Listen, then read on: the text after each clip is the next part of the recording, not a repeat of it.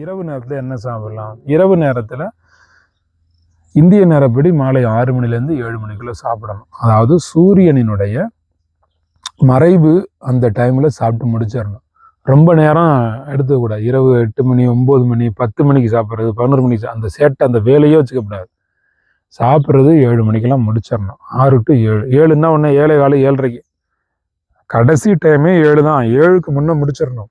இரவு பசிக்குமே என்ன செய்யறது? அப்படி இரவு போயிடுச்சுன்னா 2 ஆப்பிள் வச்சுக்கோங்க, ஒரு பேரிக்காய் வச்சுக்கோங்க, ஒரு கொய்யாக்காய் வச்சுக்கோங்க. ஒரு 5-6 நாளைக்கு பசிக்கிற மாதிரி தெரியும். 5-6 நாளைக்கு பசிக்கிற மாதிரி தெரியும். அது உங்களுக்குள்ள ஒரு மனசு இருந்துக்கிட்டு பாடாப்படுத்தி விடாது. சாப்பிடு, அவர் சொல்றதெல்லாம் கேட்காத, அவர் சொன்னா நீ திருந்திடுவேன், நல்லா இருப்ப, நீ கேட்காத, சாப்பிடு, கொண்டதையும் அள்ளி தின்னு முழுங்கு அப்படின்னு அப்படியே பசிக்கும். ரொம்ப பசிக்கிற மாதிரி உடம்பு ஒரு சீன் கொடுக்கும். அதுக்கு நீங்கள் மயங்கிட்டீங்கன்னா அப்புறம் ஜென்மத்துக்கும் குணப்படுத்த முடியாது. இந்த வீடியோ பார்த்துட்டிங்கனாலே உங்களுக்கு குணமாக போகுதுன்னு அர்த்தம். இந்த வீடியோ பார்த்து நீங்கள் பிரிஞ்சு இப்போ நேரம் நோட்டு பேனா எடுத்து நேரம் எழுதிக்கிட்டு இருக்கிறீங்க அப்படின்னா உங்கள் மேலே உங்களுக்கு அக்கறை இருக்குதுன்னு அர்த்தம். இந்த வீடியோவில் சொன்னதை நம்ம கடைப்பிடிப்போம்னு நேரம் உங்கள் மைண்டில் அதுக்கான நேரத்தை ஒதுக்க ஆரம்பிச்சிட்டிங்க அப்படின்னா உங்களுக்கு குணமாக போகுதுன்னு அர்த்தம். உங்களுக்கு நல்ல செயல், நல்ல பிராப்தம் உங்களுக்கு இருக்கிறதுனால தான் இந்த வீடியோவை கடவுள் பார்க்க வச்சுருக்காரு. இதன் மூலமாக உங்களுக்கு நன்மை நடக்க போகுது. சரியாக ஃபாலோ பண்ணுங்கள். இரவு உணவு அப்படிங்கிறது சத்து மாவு கஞ்சி எடுத்துக்கலாம். முளைக்கட்டிய தானியங்களால் உருவாக்கப்பட்ட சத்து மாவு கஞ்சி எடுத்துக்கலாம். இது ரொம்ப நல்லது. அல்லது காய்கறிகள் அதிகமாக போட்டு ஒரு கிச்சடி அல்லது சேமியா. இப்போ நேச்சுரல் நூடுல்ஸ் கம்பு, குதிரைவாளி இது போல் தானியங்களில் நூடுல்ஸ் வந்திருக்கு. அந்த மாதிரி நூடுல்ஸ் இப்போ ரொம்ப ஃபேமஸாக இருக்குது. சேமியா சாப்பிட்லாம், நூடுல்ஸ் நீங்கள் சாப்பிட்லாம். நூடுல்ஸ்னால் நான் சொல்கிற மாதிரியான சிறுதானியத்தில் உருவாக்கப்பட்ட நூடுல்ஸு. அப்புறம் சிறுதானிய மாப்பிள்ளை சம்பாவில் இட்லி, அது நைட்டு சாப்பிட்லாம். அப்படி சிறுதானிய காலையில் தான் இட்லி தோசை சாப்பிடக்கூடாது. நைட்டில் நான் சொல்கிற இட்லி மட்டும் சாப்பிட்டுக்கலாம். மாவு புளிக்க வச்சு சாப்பிட்ற இட்லி இல்லை, நான் சொல்கிறது மாப்பிள்ளை சம்பா இட்லிங்கிறது உடனடியாக சாப்பிடக்கூடியது. அது மாதிரி இடியாப்பம் சாப்பிட்டுக்கலாம் நைட்டில். இந்த இடியாப்பமாக இருக்கட்டும், இட்லியாக இருக்கட்டும், கிச்சடி, இதுக்கெல்லாம் சட்னி நீங்கள் நல்ல ஒரு க்ரீன் சட்னி ஏற்பாடு பண்ணிக்கோங்க. க்ரீன் சட்னி அப்படின்னா புதினா சட்னி, கொத்தமல்லி சட்னி, கருவேப்பிலை சட்னி, இந்த சட்னி சாப்பிட்ணும். தக்காளி சட்னி சாப்பிட்லாம். தேங்காய் சட்னி மேக்சிமம் வேணாம், வேறு வழி இல்லாதான் இருக்குன்னா அது சாப்பிடுங்க. இது சுவையாக, தரமாக, பொறுமையாக உருவாக்கி நேரம் கொடுத்து சாப்பிட்ணும், நேரம் கொடுத்து உருவாக்கணும். சமையல் கலை என்பது இது குணமாக்கும் கலை. சமையலறைக்கு போகக்கூடிய நபர் ஒரு சயின்டிஸ்ட் அளவுக்கு அறிவு தேர்ந்தவராக இருக்கணும். எதோட கலந்தால் எப்படி நல்லாயிருக்கும் அப்படின்னு. அதெல்லாம் நீங்கள் ஆன்லைன் ட்ரைனிங் வந்தீங்கன்னா நான் உங்களுக்கு சமையல் கலையெல்லாம் உங்களுக்கு சொல்லிக் கொடுப்பேன். என்னென்ன பொருள் அதாவது நஞ்சு நீக்கும் கலைன்னு பேர். ஒரு பொருளோட சேர்த்தா, இப்போ உதாரணத்துக்கு கோழிக்கறி, ஆட்டுக்கறியெல்லாம் சமைக்கும் போது இஞ்சி பூண்டு பேஸ்ட்டை ஏன் சேர்க்குறோம்? கறியில் இருக்கக்கூடிய கிருமிகளை, கறியில் இருக்கக்கூடிய நச்சை முறிக்கிறதுக்காக சேர்க்குறோம். அதில் பட்டை, லவங்கம் அதெல்லாம் சேர்க்குறோம் அப்படின்னா அது உடம்புக்கு எதிர்ப்பு திறனை அதிகப்படுத்துறதுக்கு. குறிப்பாக பட்டை மாதிரியான பொருட்கள் சேர்க்கறதுக்கு. அது எல்லா பொருளையுமே இப்போ கிராம்பில், பட்டையிலெல்லாம் ஆயில் நிறைய இருக்கும். உடம்புக்குள்ளே போய் செரிமான சிக்கல் உருவாகாமல் ஈஸியாக செரிக்க வைக்கிறதுக்கு. இப்போ நான் உங்களை காலையிலேயே டீ எதுக்காக குடிக்க சொன்னேன்? குடலில் இருக்கக்கூடிய நுண்ணுயிரிகளை பெருக்கம் பண்ணுறதுக்கு. குடலில் இருக்கக்கூடிய நுண்ணுயிரிகள் பெருக்கமானால் தான் சரியாக செரிக்கும். செரிக்காதது தான் சர்க்கரை வியாதி கோளாறு. செரித்த உணவு சரியான குளுக்கோஸாக கன்வெர்ட் ஆகாதது தான் சர்க்கரை வியாதி கோளாறு. சரியாக குளுக்கோஸ் கன்வெர்ட் ஆனாலும் அதில் இன்சுலின் சேர்ந்து உடம்புக்குள்ளே போய் சத்துக்களை சேராதது தான் சர்க்கரை வியாதிக்கான கோளாறு. சர்க்கரை வியாதிக்கான கோளாறு பேஸே ஃபுட்டு தான். மெதுவாக மென்று சாப்பிட்ணும், கொஞ்சமாக எடுத்து வாயில் வைக்கணும், முதல்ல கண்ணால் பார்த்து உண்ணணும், அதுக்கப்புறம் அந்த உணவை வாயில் வச்சு நல்லா மெல்லணும். அந்த உணவு டச்சிலேயே நாம் உண்ண வேண்டும். டச்சிலேயே ஃபீல் ஆகணும். என்ன கலரில் என்ன ஃபுட் எடுத்து வாயில் வைக்கிறோங்கிறத உணர்ந்து பார்த்து நம்ம சாப்பிடணும். அப்போ தான் அது உடம்புல ஒட்டும். டிவியை பார்த்துட்டு சாப்பிட்றது, எங்கேயோ பாட்டு சாப்பிட்றது, யார்கிட்டையும் பேசிட்டு சாப்பிட்றது, ஃபோனில் பேசிட்டு சாப்பிட்றது, இப்படியெல்லாம் கண்ணா பின்னான்னு வேலைகள் செய்தால், கண்ட இடங்களில் பார்த்து கொண்டு எதை திங்கிறோம் என்பதையே தெரியாமல் தின்னு கொண்டிருந்தால் அப்போ வியாதிகள் வரத்தான் செய்யும். வியாதிகள் இல்லாமல் இருக்கணும் அப்படின்னா மெதுவாக நிதானமாக சாப்பிடணும். இப்போ 3 நேர உணவு உங்களுக்கு சொல்லியாச்சு. சாயந்தர நேரத்தில் இணை உணவாக, இப்போ லஞ்சுக்கு பிறகு எடுக்கணும்னா பிரஞ்ச் எடுக்கணும் இல்லை, சில பேர் ஸ்நாக்ஸ் எடுக்கணும்னு நினைப்பீங்க. சோளம் வேக வச்சு சாப்பிட்லாம், வெஜிடபிள்ஸ் பாயில் பண்ணி நீங்கள் சாப்பிடலாம். வேறு பயறு வகைகள் சிலருக்கு ஒத்துக்காது, சர்க்கரை வியாதிக்காரங்களுக்கு. அப்படி ஒத்து வந்துச்சுன்னா பயிர் வகைகள் நீங்கள் சாப்பிட்லாம்.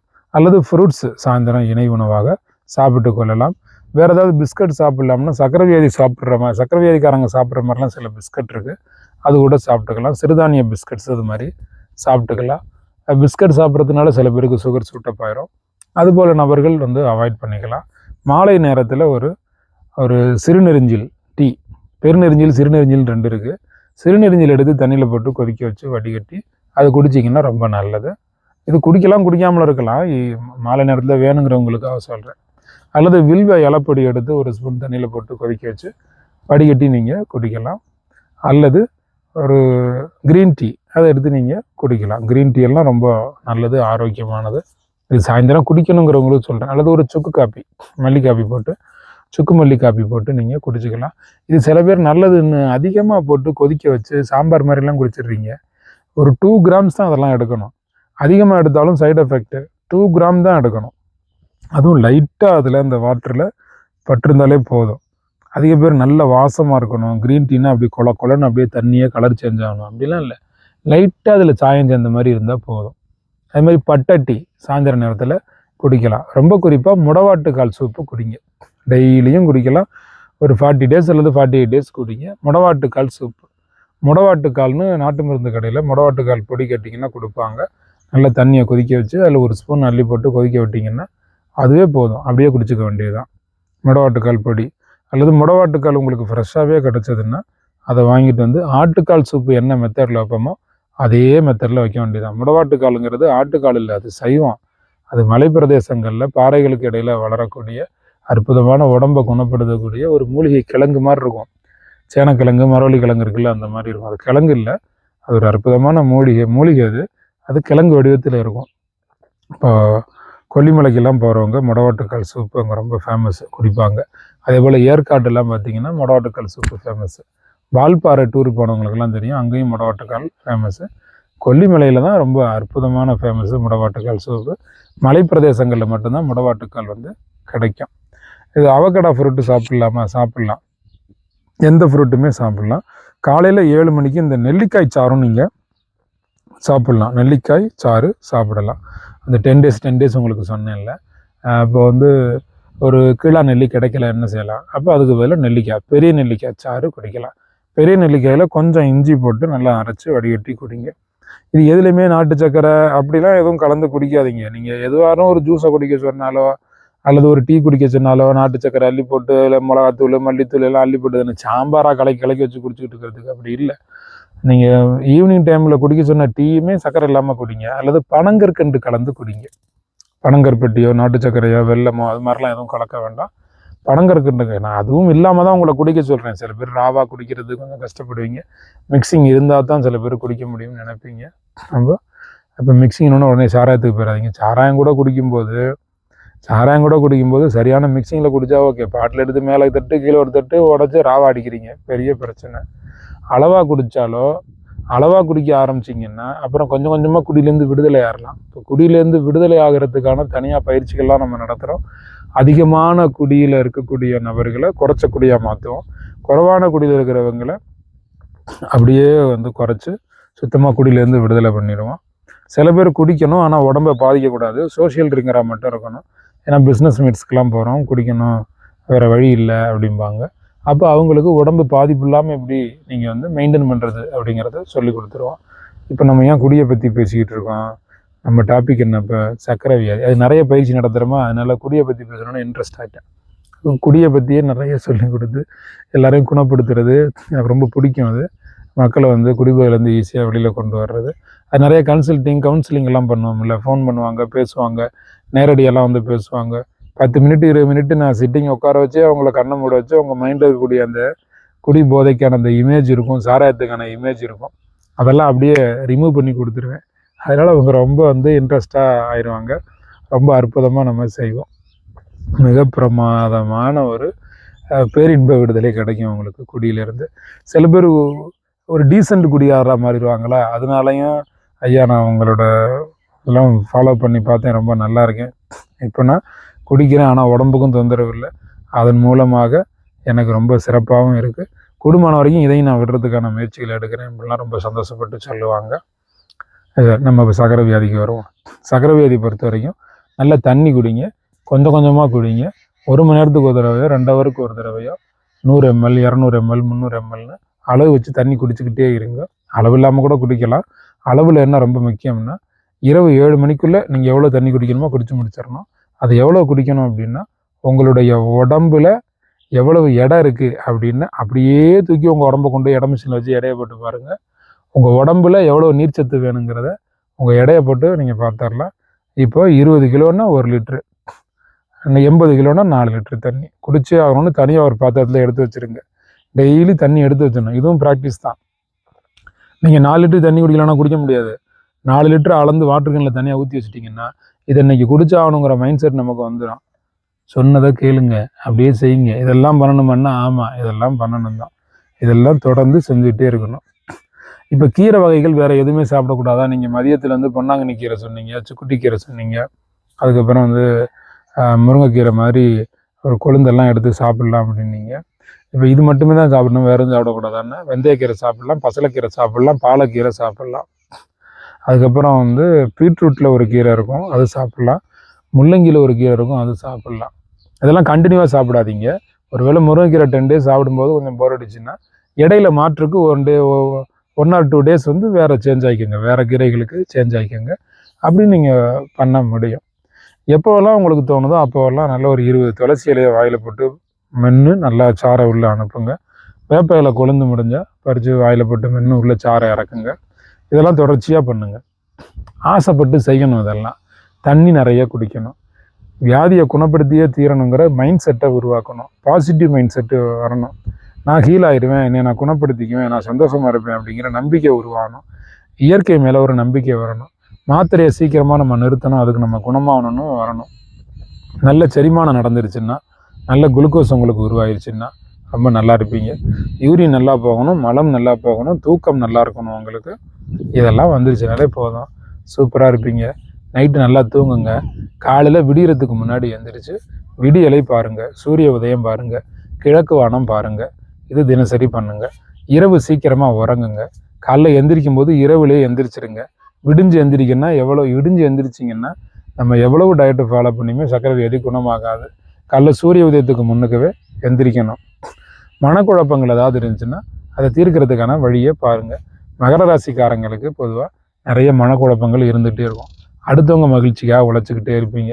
மேசராசிக்காரங்க தைரியமாக தான் இருப்பீங்க, ஆனாலும் மனக்குழப்பம் உங்களுக்கு இருக்கும். இந்த 2 ராசிக்குமே மனக்குழப்பங்கள் இருந்துகிட்டே இருக்கும். துளாராசியோட யாராவது இருந்தால் அவங்க மற்றவங்களுக்கு தான் மனக்குழப்பம் இருக்கும். இப்போ சக்கரவதிக்காரங்க யாருக்காவது பக்கத்தில் துளாராசி இருக்காங்கன்னா துளாராசியால் இவங்களுக்கு மனக்குழப்பங்கள் உண்டாகும். ரிஷபராசி நபரை கல்யாணம் பண்ணி இருந்தால் ரிஷபராசி நபராலேயே ஹை ப்ரெஷரும் உண்டாகும். சில தம்பதியர்களுக்கு ஒரு 75% தம்பதியருக்கு ரிஷபராசியோ கன்னிராசியோ கல்யாணம் பண்ணியிருந்தால் ரிஷபராசி நபராலேயோ கன்னிராசி நபராலேயோ சக்கரை வியாதி வந்துடும். சக்கரை வியாதி, பிபி எல்லாமே வந்துடும். ரிஷபராசிக்காரங்க கல்யாணம் பண்ணியிருந்தாங்க 75%, எல்லாருக்கும் கிடையாது, சிலருக்கு ஆக்ரோஷம், கோபம் அதெல்லாம் உண்டாகும். ரிஷபராசி தனிப்பட்ட முறையில் அன்பானவங்க, பண்பானவங்க, பாசமானவங்க, நேர்மையாக இருக்கக்கூடியவங்க, ஆன்மீகத்தில் நாட்டம் இருக்கக்கூடியவங்க, அழகில் வந்து கவனம் இருக்கக்கூடியவங்க, சொகுசில் கவனம் இருக்கக்கூடியவங்க, சுக்கிரன் அதிபதி, பணத்தத்துவங்கள் அதெல்லாமே அவங்களுக்கு இருக்கும். பணம் வேணும், நல்லா சொகுசாக இருக்கணும், அதெல்லாமே வேணும். கல்யாணம்னு வரும்போது சிக்கல்கள் உண்டாகும். மீனராசியை கல்யாணம் பண்ணியிருந்தால் அல்லது மீனராசிக்காரராக இருந்தால் அவர் பேசுகிறது அவருக்கே அண்டர்ஸ்டாண்ட் ஆகிறது பல நேரங்களில் சிக்கல் வரும். அவர் பேசுகிறது யாருக்குமே அதாவது புரியாதுங்கிறத புரிஞ்சுக்க மாட்டாங்க. இப்போ மீனராசி நபர் ஒருத்தர் இருக்காருன்னா அவர் என்ன சொல்ல வர்றாரோ அதை மற்றவங்க அதை ரைட்டான ஒரு மீனிங்கில் அண்டர்ஸ்டாண்ட் பண்ண மாட்டாங்க.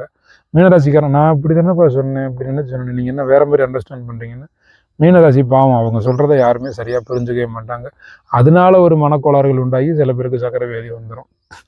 மீனராசிக்காரங்களோட இருக்கிறவங்களுக்கு ஏன் சக்கரை வியாதி ஆகுதுன்னா இவங்க என்ன இப்படி போயிட்டே இருக்காங்க அப்படின்னு அவங்கள பார்த்து கோவம் வந்து அதனாலே சக்கரை வியாதி வந்துடும். இப்படியெல்லாம் பல சிக்கல்கள் இருக்குது. சில சிம்மராசிக்காரங்க நல்லா சாப்பிடுவாங்க, அப்போ அவங்களுக்கு சாப்பாட்டாலேயே சக்கரை வியாதி வந்துடும். மீனராசிக்காரங்க தன்னுடைய திறமை எதுவாக இருந்தாலும் வெளிக்காட்டிடுவாங்க, அவங்க எதையுமே திறமையை உள்ள வச்சுக்க மாட்டாங்க. மிதுனராசியில் ஆசிரியராக இருக்கக்கூடியவங்களுக்கு தைராய்டோ சக்கரை வியாதியோ உண்டாயிரும். ஏன்னா அதிகமாக அவங்க பேசுவாங்க, அதிகமாக அவங்கள்ட்ட பேசாமல் அவங்களால இருக்க முடியாது. அதே மாதிரி தனுசு ராசிக்காரங்களும் அப்படி தான். தனுசு ராசிக்கு பெரும்பாலும் சக்கரை வியாதி, தைராய்டு இதெல்லாம் வராது. அப்படி வரணும் அப்படின்னா அவங்க அதில் சில பேர் சொல்லாற்றல், அந்த வாக்கில் குரு இருந்து சொல்லாற்றல் இருக்கக்கூடியவங்க, சனி வக்ரம் இருக்கக்கூடியவங்க, இது மாதிரி நபர்களுக்கு தான் அவங்களுக்கு சக்கரை வியாதி வந்து உண்டாகும். இப்படி ஒரு ஒரு ராசிக்கும் ஒரு ஒரு நட்சத்திரத்துக்கும் ஒரு ஒரு வகையான வியாதிகள் வந்து உண்டாகும். அதனால் கூடுமான வரைக்கும் மன அழுத்தங்கள், மனப்பிரச்சனைகளை தவிர்த்து நீங்கள் வந்து ரிலாக்ஸாக இருக்கிறது நல்லது.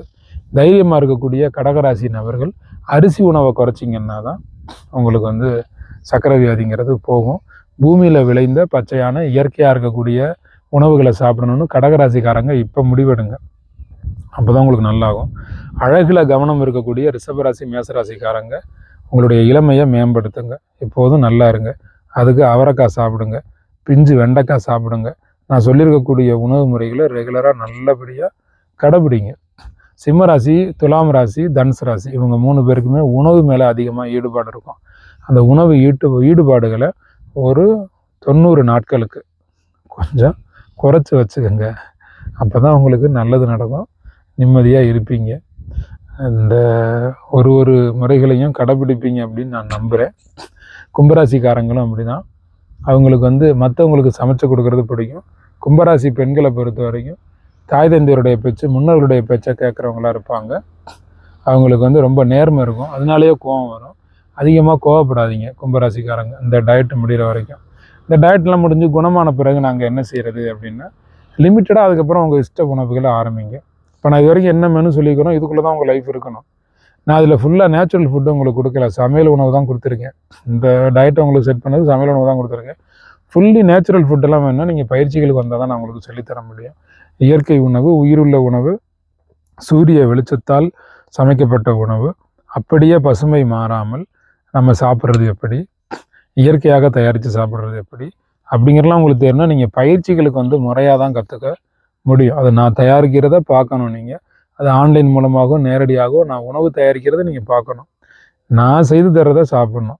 இப்போ நான் ஒரு முருங்கை இலையில் டீ வைக்கிறதோ, கொய்யாடையில் டீ வச்சு உங்களுக்கு கொடுக்குறதோ, ஒரு லவங்கப்பட்டையில் டீ வச்சு கொடுக்குறதோ, நான் வந்து உங்களுக்கு ஒரு சூப் உருவாக்கி தர்றது, அது நீங்கள் ரியல் டேஸ்ட் பண்ணணும். இப்போ வந்து தேங்காய் மாங்காய் சாலடுன்னு ஒன்று பண்ணுவேன், ரொம்ப ருசியாக இருக்கும்.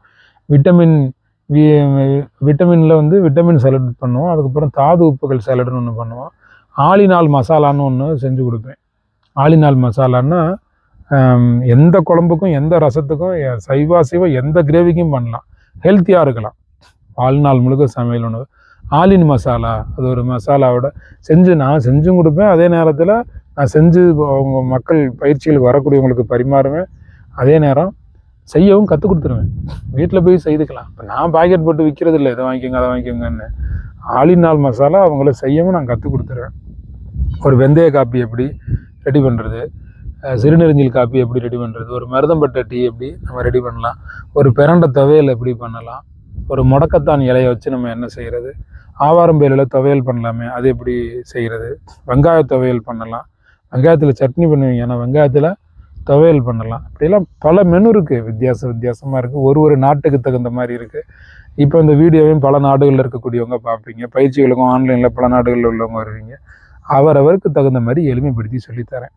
டிஸ்கிரிப்ஷன் பாக்ஸில் ஃபோன் நம்பர் இருக்குது. நேரடி பயிற்சி வரீங்களா, வரலாம். உங்களுக்கு ஆன்லைனில் பயிற்சிகள் வேணுமா, நீங்கள் வரலாம். பயிற்சிகளில் கலந்துக்கங்க. லெவல் 1, லெவல் 2, லெவல் 3ன்னு ப்ரோக்ராம் இருக்குது. முறைப்படி ஃபாலோ பண்ணுங்கள். இது ஃபாலோ பண்ணி பாருங்கள். இது வாய்ப்பு உங்களால் முடியலை அப்படின்னா நீங்கள் என்னுடைய நேரடி கண்காணிப்பில் இருந்து ஃபாலோ பண்ணுங்கள். சிறப்பு. நல்லது நடக்கட்டும். கான்டாக்ட் பண்ணுங்கள். நன்மைகள் நடக்கட்டும். சிறப்பாக இருங்க. உங்களுக்கு விரைவில் குணமாகட்டும். நல்லா இருக்கணும். நீங்கள் நிறைய நன்மைகள் உங்களுக்கு நடக்கட்டும்.